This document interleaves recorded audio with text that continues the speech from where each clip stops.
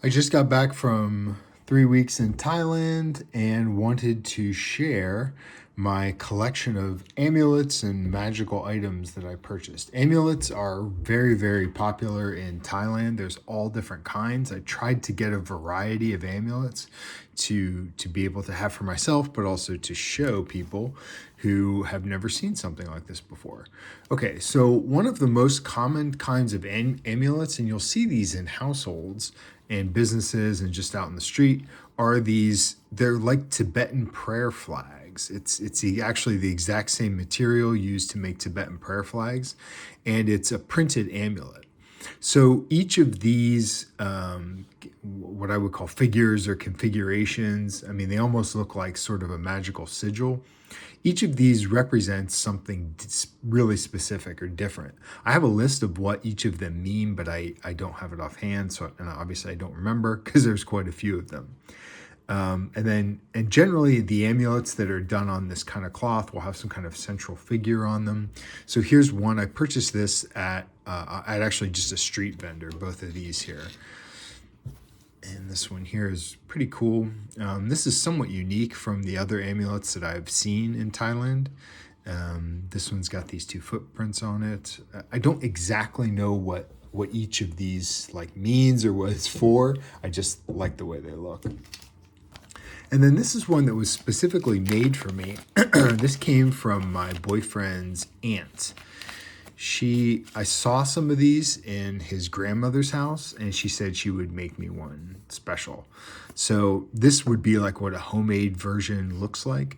This is all handwritten, hand printed text.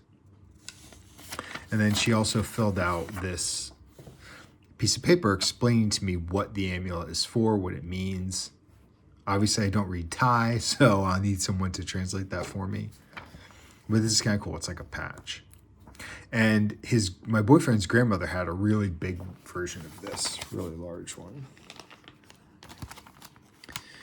So this next one continues this sort of printed cloth amulet tradition, but in a very different sense. So this is not actually tiger fur. It is what we would call faux fur, but it is real leather. So this is the fur of some kind of animal. I just don't know what kind. And the person who sold me this also did not know what kind of leather it is, but we all pretty much came to the conclusion it's not actually a tiger. But this is a really cool amulet regardless. So again, I don't know exactly what the intention behind this amulet is for, but to me it looks, and considering they're trying to make it look like a tiger fur, it looks like something like a warrior or a fighter might have. So I actually bought this amulet specifically to use when I'm preparing for a fight. So I'll have this like next to my bed or on my altar or someplace really prominent when I'm gearing up for my next fight, which I think might be in May. So these are the kind of what I would call flat, printed cloth amulets. And these are really, really popular. A lot of times these will be framed. Like this might be put in a picture frame and then hung on the wall, or especially above the doorways. I noticed a lot of them were set above doorways. So these other amulets are ones that I purchased at the Amulet Market, which is in Bangkok, Thailand. If you type in Amulet Market, it will come up. It's this humongous, like maze, a labyrinth, if you will, that's got all these different kinds of amulets. A lot of these small ones and then a lot of cloth ones as well. They say the amulet calls to you, and so you will find the one that is meant for you. With the exception of these three. These three I did not purchase at the amulet market. I actually got these at a monastery outside of Pattaya. So I want to highlight them a little bit because what is inside is extremely cool. I don't know if I can get this plastic open. I think it's sealed. I'm going to give two of these away as gifts and then keep one for myself. So inside here is the amniotic sac that surrounded a baby elephant. So this is a really unique and sort of unusual kind of amulet. The amniotic sac around the baby elephant is considered a really spiritual and mystic piece of material.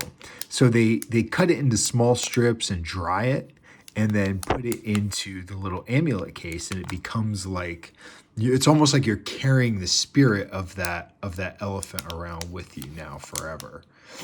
And it's alive. The elephant wasn't killed to make these.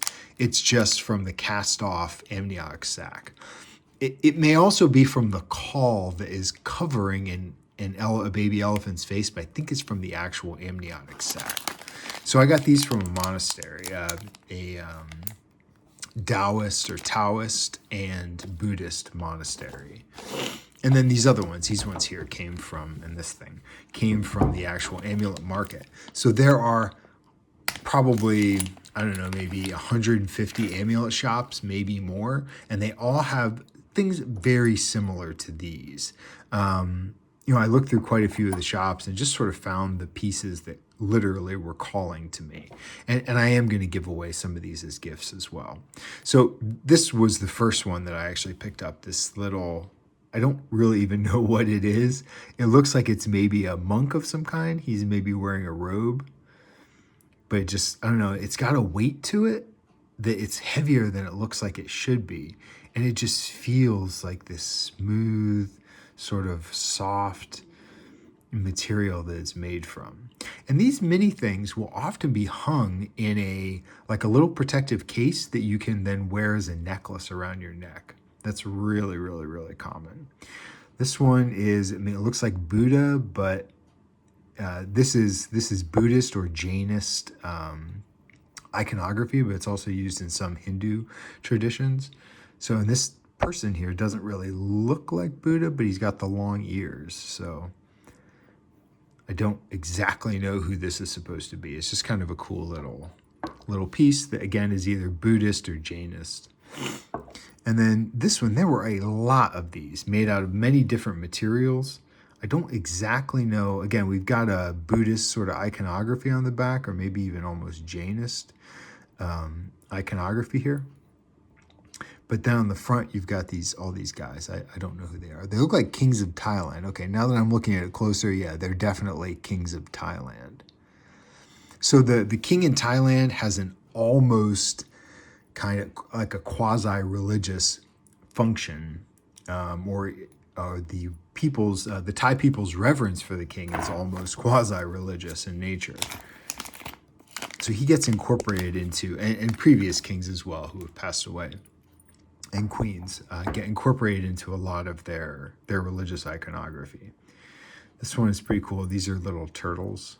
I actually bought a whole bunch of turtles from a fish market while I was in Thailand and set them free on the grounds of a temple as like a way. It's a pretty common thing to do, to go and buy fish or turtles or eels or other animals from fish markets which are destined to be eaten as food, and then go free them in the wild so they can grow up and live. So these are pretty cool. I'm probably gonna give both of these away, I think, to friends. So then this bad boy, this was the most expensive item that I bought besides this. Actually, okay, that doesn't count. These things were really expensive, like unfairly expensive almost. But I didn't buy them at the amulet market. All this stuff that I purchased at the amulet market was pretty reasonably priced, really with the exception of this. It's pretty heavy. It costs as much as one of these little tiny ones. It's pretty heavy. It's made out of brass.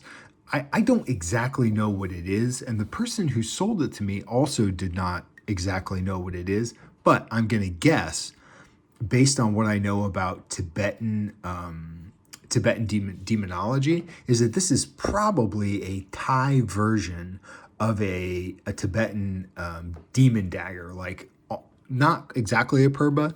They make other tools that are designed to specifically attack demons or ward off demons. And I think that that's what this is. I'm almost positive.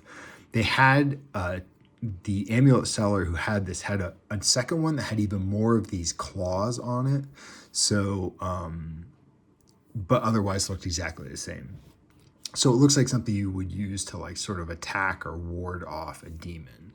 So this is a really cool piece. I'm going to use it as just a ceremonial tool, as a dagger or blade when I need one.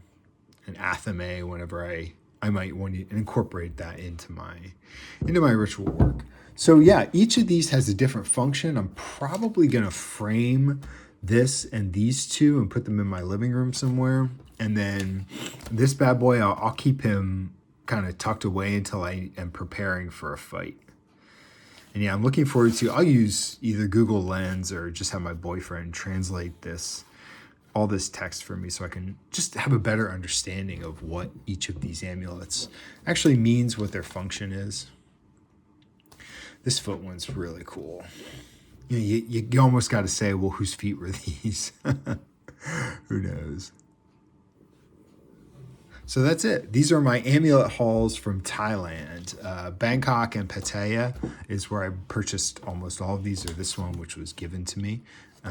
Yeah, if you go to Thailand, I highly recommend checking out the amulet market. It's a really cool place.